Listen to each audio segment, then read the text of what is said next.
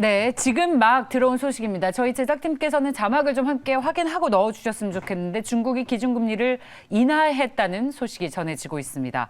자, 사실상 기준금리를 전격적으로 인하했다는 소식입니다. 기준금리 역할을 하는 대출 우대금리라는 것이 있는데 LPR을 20개월 만에 인하했습니다. 중국 인민은행이 1년 만기 LPR을 전달보다 0.05%포인트 낮춘 3.8%로 고시를 했습니다. 중국의 기준금리 인하는 미리 예고가 된 바 있었죠. 그런데 적어도 내년쯤부터 본격화될 것이라는 예상이 나왔었는데 생각보다 빨리 중국이 기준금리를 전격 인하했다는 소식이 지금 전해지고 있습니다. 다른 나라들은 지금 계속해서 금리를 올리고 있는데 중국은 반대로 금리를 인하하고 있죠. 그리고 생각보다 빨리 기준금리를 인하했다는 소식이 전 세계 주식시장에는 어떤 영향이 있을지 좀 살펴봐야 할 것 같습니다. 일단 오늘 우리 시장은 코스피 같은 경우에는 하락폭을 조금 더 키우면서 1% 정도 장중 가장 낮은 수준에서 거래가 이루어지고 있는데요. 자, 마침 오늘 나오신 저희 레몬리서치의 김민수 대표와 함께 중국의 기준금리 인하에 대해서 먼저 이야기를 나눠보면서 시작을 해보겠습니다. 어서 오십시오. 네, 안녕하십니까. 네, 아주 적절한 시기에 저희 대표님이 나와주셔서 든든합니다. 네, 뭐 들어오면서 같이 얘기가 나오다 보니까 그러네요. 네, 그렇습니다. 네. 미국의 나스닥과 S&P 500 선물 지수가 지금 마이너스권에서 거래가 이루어지고 있고 지금 일본 증시도 0.65%의 마이너스로 장중 가장 낮은 수준에서 거래가 이루어지고 있습니다. 이제 중국 상해종합지수는 출발한 지 얼마 안 돼서 집계가 잘 빨리 실시간으로 들어오고 있지는 않은데 어떨까요? 중국의 기준금리 인하. 저희가 예상한 대로 나온 겁니까? 네, 가능성이 상당히 높게 봤는데 인하 쪽으로 가닥을 잡았다. 그러니까 두 가지로 해석을 할 수가 있겠죠. 그렇다는 얘기는 첫 번째로는 지난 중앙경제공작회의에서 얘기했던 것처럼 액션이 들어가고 있다. 그래서 즉 어떤 불쏘시개 역할을 인민은행이 충분히 하겠다라는 입장을 보여준다는 쪽에선 긍정적인데 반대로는 이제 얼마나 중국이 안 좋으면 그 금리를 인하할까 이런 쪽으로도 해석이 되다 보니까 약간 혼란된 상황은 이어지되 지금 보니까 중국 상해종합지수는 플러스로 반전했네요. 그만큼 시장에선 긍정적으로 받아들인다라고 하게 되면 오후장에 국내 증시도 영향을 받으면서 변화가 나오지 않을까 싶은데 근데 오늘 같은 날은 약간 아침부터 나왔던 수급에 영향을 받을 수밖에 없겠죠. 지금 가장 최근 들어서 시장의 버팀목으로 봤던 외국인 선물이 일단 매도 쪽으로 가닥을 잡으면서 변화가 들어왔다라고 하게 되면 지금 시장 기조는 3천선 이탈, 외국인들 선물 매도 그리고 프로그램 매도 기조입니다. 여기서 방향을 강하게 바꿀지는 조금 더 지켜봐야 될 것 같고요. 중국의 탄력들이 더 강하게 살아난다라고 하게 되면 오늘 전략 후강 패턴이 나올 수도 있다라는 쪽이고 게다가 종목들 같은 경우는 그래도 경기 민감 섹터에 대한 변화를 좀 더 챙겨야 되지 않을까라는 쪽에서 오히려 뭐 철강이나 화학 또 원자재 관련된 종목들의 동향들 체크해보는 게 오후장은 맞지 않나라는 생각은 들고 있습니다. 네. 자, 중국이 사실상 기준금리를 전격 인하했습니다. 기준금리에 해당하는 대출 우대금리라고 하는데요. LPR이 20개월 만에 인하했습니다. 0.05%포인트 인하했다는 소식을 저희 김민수 대표가 가장 먼저 들고 오셨습니다. 네, 나스닥과 미국의 선물지수는 마이너스를 기록을 하고 저희도 장중 저점에서 거래가 이루어지고 있습니다만 말씀하셨듯이 중국 증시가 오히려 플러스권으로 전환을 해서 우리 시장은 전략 후강으로 오후장에 오히려 이제 강하게 올라올 수 있지 않을까에 대한 의견을 조심스럽게 내주셨습니다. 자, 중국이 전격적으로 기준금리를 인하했다는 소식을 전해드리도록 하겠습니다. 참 주식시장이라는 게 또 나오면 뭐 악재로 얘기할 수도 있고 혹은 악재 소멸이라고 받아들이면서 주식시장은 불확실성 해소됐다, 호재다라고 해석을 할 수 있는 것이 시장이라서 정말 대응이 어려운 것 같습니다. 그렇죠.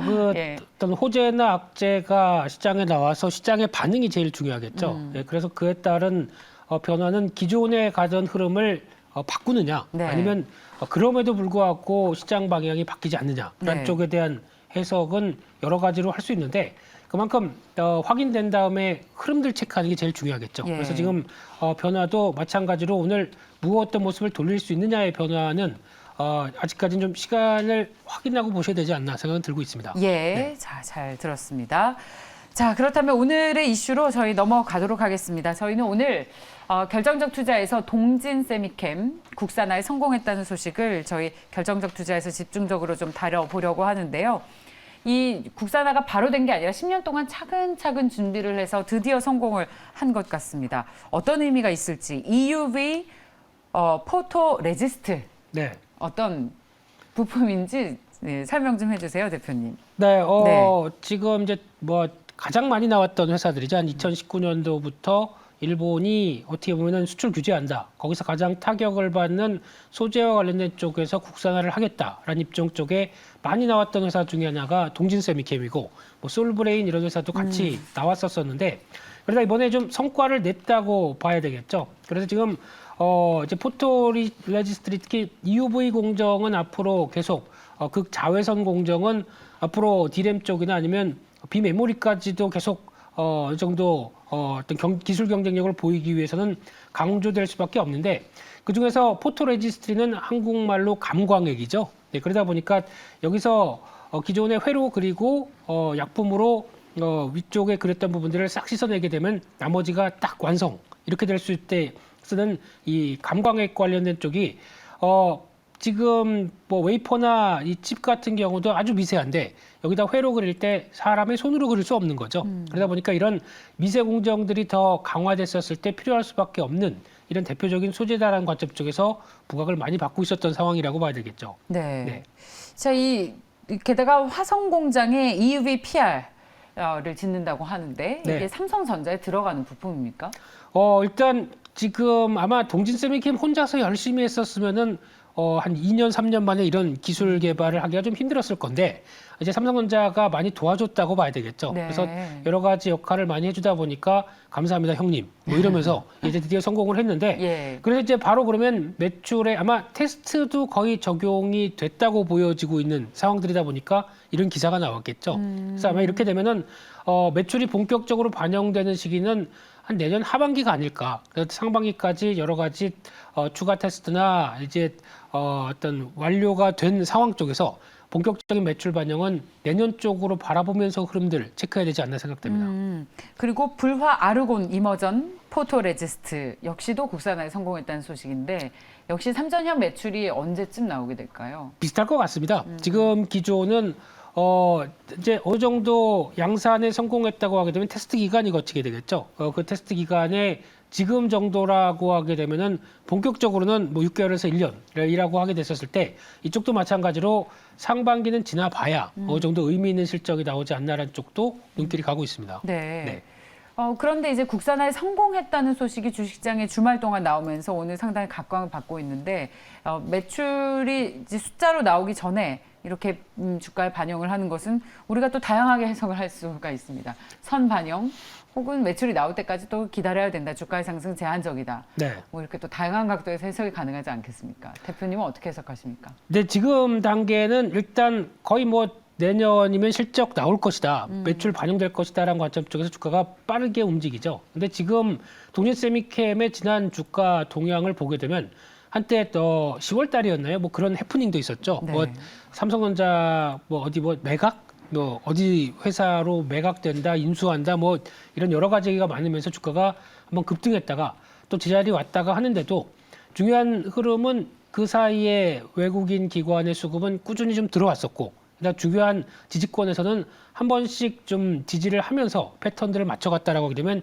추세가 전혀 무너지지 않았다고 봐야 되겠죠. 그런 관점으로 봤었을 때 지금 뭐 올해 실적 대비 나오는 밸류에이션이 조금 비싸다고 하더라도 네. 다른 반도체 소재 업종 대비해서 비싸다고 하더라도 보여줄 수 있는 게 더 많다라는 관점이라고 하게 되면 추가적으로 반응은 시도를 하되 아마 지금 그렇다고 해서 여기서 그냥 V자식으로 가는 것보다 시장 분위기 또 알려진 뉴스다 보니까 살짝 또 단기 매물 소화를 해야 되겠죠. 그런 관점으로 보게 되면 지금 쫓아가는 거는 큰 의미는 없지 않나라는 관점 쪽에서 적어도 한 35,000원대 밑에서 대응 전략을 찾아보신 게 더 맞겠다고 봐야 될 것 같고요. 그리고 또 이런 상황들이 실적에 대한 기대감도 같이 반영되면서 움직인다라고 하게 되면 적어도 직전 고점 때 4만 원대는 서서히 시도가 들어가겠죠. 근데 그 속도는 빠르지는 않지 않을까라는 생각 쪽에서 재료를 안고 움직이는 주가의 동향 계속 체크해야 될 것 같습니다. 그렇군요. 이미 좀 반영이 됐다고 보시는 거군요. 뉴스가 나오면서 지금 움직이는 것 자체가 반영이 됐다고 봐야 되겠죠. 네. 오늘 주가가 37,000원까지 갔다가 탄력이 좀 둔화되면서 36,150원까지 빠졌습니다. 예, 주가의 상승 탄력이 좀 둔화됐는데 동진세미캠의 이 국산화 성공 이슈는 4만 원까지 꾸준히 오르겠지만 다소 시간을 걸릴 가능성이 있다라는 말씀으로 정리를 해도 되겠죠? 네.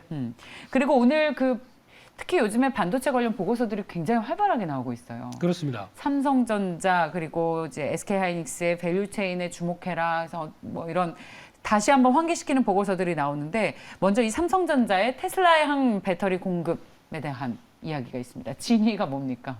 네, 테슬라향 배터리가 아니라 그 반도체, 메모리 반도체 관련된 얘기겠죠. 이번에 나오면서 상당히 또 변화된 모습들. 특히 이제 보통 저희가 차량용 반도체 하게 되면은 중심적으로 들어가는 컨트롤하는 칩보다도 삼성전자 쪽이다 보니까 아무래도 메모리 반도체에 대한 영역이 더 커지지 않을까라는 쪽에 대해서 기대감을 키웠는데 슬슬 현실화가 나오고 있다라는 쪽으로 보다 보니까 특히 이제 차량용에 들어가는 메모리 반도체도 상당히 중요하겠죠. 그러다 보니까 지금 보여지는 이 고성능 SSD 같은 경우도 삼성전자가 내놓은 게 256기가 정도를 얘기를 했는데 이것도 아마 많이 쓰일 걸로 특히 테슬라 쪽으로 들어가는 걸로 추정이죠 지금은요. 네, 뭐 확인할 수도 없는 거고 그런 네. 쪽과 함께 또 그래픽 D램 같은 경우도 여기 같이 들어가겠다. 그러나 즉 차량용 반도체에서도 D램 메모리 반도체도 중요하다라는 쪽을 지금 보여주고 있는 단계죠. 그러다 보니까 이쪽이 그래픽 쪽이다 보니까 인포테인먼트 시스템 또 자율주행차 이쪽으로 들어갔을 때 예전보다 빠르게 정보를 주고받고 인식하고 하는 과정이 나오다 보니까 메모리의 영역을 더 키워야 되겠죠. 그런 쪽에서 속도와 그리고 또 용량은 더 커질 수밖에 없다라고 하게 되면 앞으로의 뭐 교체 주기나 변화들은 더욱더 빨라질 것 같고 저희가 보통 서버용 D램과 관련된 메모리 쪽만 생각하는데 네. 아마 내년 한 하반기부터는 이 차량용 반도체와 관련된 메모리 시장도 빠르게 성장하는 거를 또 여러 가지 얘기가 나올 가능성이 높다고 보여지고 있고요. 지금 보다 보니까 현재 차량용 반도체 쪽에서는 아마 2030년까지 33조 정도의 규모로 지금보다 빠르게 커지는 규모죠. 네. 그러다 보니까 이 정도를 생각을 하되 이쪽에 단순하게 저희가 보는 뭐 MCU라고 하는 즉 컨트롤하는 유닛뿐만 아니라 메모리 반도체도 커진다라고 하는 쪽의 변화를 기대를 하는데 여기서 중요한 거는 네. 기존에도 제 입장은 똑같습니다. 아마 삼성전자가 M&A를 한다. 어디를 할까요? 라고 하게 되면 저는 차량용 반도체 쪽이 아닐까라는 쪽에서 계속 주목을 하고 있는데 모르죠. 삼성 관계자만 아시겠죠. 예, 네. 그렇죠. 이 차량용 반도체가 없어서 차를 못 만들고 있는데 근데 이제 이런 논리대로라면 대표님의 논리대로라면 내년 말쯤에는 차량용 반도체 공급난이 완화가 될 수 있다라는 큰 그림에서 접근을 하시는 겁니까? 그것도 그럴 수 있고요. 근데 지금 차량용 반도체 직접적으로 들어가서 지금 현재 전기차나 친환경차를 움직이는 쪽은 쉽게 말씀드리면은 보통 저희가 얘기하는 뭐 고성능의 반도체는 필요한 게 아닙니다. 그런 쪽에서 아마 이쪽은 어느 정도 또 연관이 있는 게 코로나19와도 연관이 있겠죠. 예. 이쪽이 완화되면서 정상적인 가동이 공장 가동이 나왔을 때 이어지는 변화들은 그게 큰 문제는 아닐 수는 있는데 뭐 복합적으로 다 연결되다 보니까 이게 발목이 잡히는 거고요. 제가 말씀드리고 싶은 부분은 이쪽보다는 한 단계 더 업그레이드돼서 네. 이제 자동차가 IT화가 돼서 나올 수 있는 여러 가지 부분일 때 자동화. 그렇죠. 예. 전장화가 됐었을 때 예. 과연 어디를 봐야 되느냐라고 하게 되면 거기서 저희가 좀 챙기지 못하는 메모리 반도체 쪽도 충분히 앞으로 차량용 반도체 쪽에 대한 기대감을 키울 수 있다라는 쪽을 눈길을 가셔야 될 것 같습니다. 네. 자, 메모리 반도체에 대한 관심을 더욱 집중해보자. 네. 라는 말씀으로 정리를 하겠습니다. SK하이닉스는 어떻습니까? SK하이닉스의 밸류체인에 주목하자라는 내용들이 네. 계속 나오고 있는데 어떤 밸류체인에 주목을 하면 좋겠습니까? 그러니까 SK하이닉스 같은 경우도 이제 내년에 그러니까 밸류체인을 보게 되면 이제 투자 관련된 쪽을 좀 지켜봐야 되겠죠. 근데 내년에 SK하이닉스가 생각보다 좀 공격적인 투자가 나올 것이다라는 리포트가 주말에 나오기 시작해서 보다 보니까 특히 D램 같은 경우도 한 20%대, 특히 낸드 같은 경우는 뭐 한 60%, 80%까지 공격적으로 좀 증설을 그러니까 투자를 좀 늘릴 수 있겠다라고 하게 되면 거기서 나오는 밸류체인들 또 눈여겨봐야 된다라고 하는 K모 증권사에서 나왔던 네. 리포트죠. 예, 그러다 보니까 맞습니다. 관심은 가되 지금 이제 반도체 업황과 같이 맞추면서 보조를 보여줄 것이냐. 그래서 거기서 특별한 더 성과를 내줄 것이냐가 중요한데 그냥 가장 눈에 띄는 회사는 그 중에서 APTC죠. 예, 이 회사가 가장 눈에 띈다고 봐야 될 것 같고요. APTC. 네, 발음이 안 돼서 죄송합니다. 저희 상상사입니다. 네, APTC. 네. 예. PT는 저 체력 단련용이고요. 또 무슨 얘기 하시려고? 그래야 더 잘 이해하시지 않을까 싶은데 예. 네, 이 회사는 식각 공정 관련된 장비 회사죠. 예. 네, 그런 쪽에서 아마 300mm 실리콘 관련된 식각 장비 쪽에서는 어떤 우위를 보인다라는 쪽인데 이 중에서 가장 SK하이닉스로 공급이 많이 들어가고 그러다 보니까 내년에 수혜일 가능성이 높다라는 쪽에서 바라보고 있는데 한 증권사는 뭐 영업이익 600억까지 얘기합니다. 올해 대비해서 거의 뭐 3배 이상 늘어날 수 있는 부분이기 때문에 이 부분에 대한 체크가 더 필요할 것 같고요. LG노텍, 와이솔 모두 다 들어가다 보니까 여전히 경쟁력은 있다는 쪽에서 실적 흐름들 확인해야 될 것 같습니다. 예. 네. 저희 반도체주에서 관심 가지고 계신 종목 가운데 송원산업도 있는데. 네. 송원산업은 여러 차례 말씀드려서 예, 맞습니다. 네, 짧게 정리 좀 해주시죠. 이쪽은 저희가 잘 그냥 산화방지주 쪽으로만 알고 있는데 예. 회사가 분명히 얘기를 했거든요. 사업 보고서에 포토레지스트리 들어갈 때 필요한 소재 외 3종도 다 보시면 나와 있습니다. 근데 이쪽에 진입한다라고 하다 보니까 지금 오늘 같은 경우도 연관돼서 같이 움직이는 상황들인데 아마 그렇다고 여기서 주가를 추격 매수하지 마시고요. 아마 또 신고가 나오고 단기 차익 매물이 나온다라고 하게 되면 약 한 21,000원대 초반 정도쯤에서 대응을 할 수 있는 전략을 짜는 게 좋지 않냐라는 관점 쪽에서 여전히 화학업체가 변신하고 있는 소재 쪽으로 반도체 소재 쪽으로 변신하는 업체다라고 보셨으면 좋겠습니다. 네, 자 저희 송원산업과 APTC까지 살펴봤습니다. 결정적 투자 레몬리서치의 김민수 대표와 함께 오늘 동진 세미캠을 비롯한 중국의 금리 인하 이슈까지 함께 살펴봤습니다. 대표님 고맙습니다. 감사합니다.